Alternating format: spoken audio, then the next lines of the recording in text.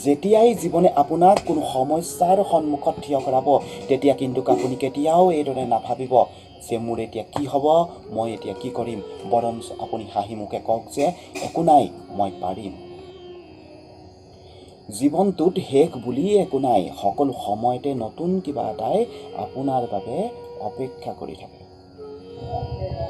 জীৱনটো হৈছে এখন জটিল খেল। ব্যক্তিত্ব অৰ্জনৰ মাধ্যমেৰেহে আপুনি ইয়াত জয়ী হ'ব পাৰিব।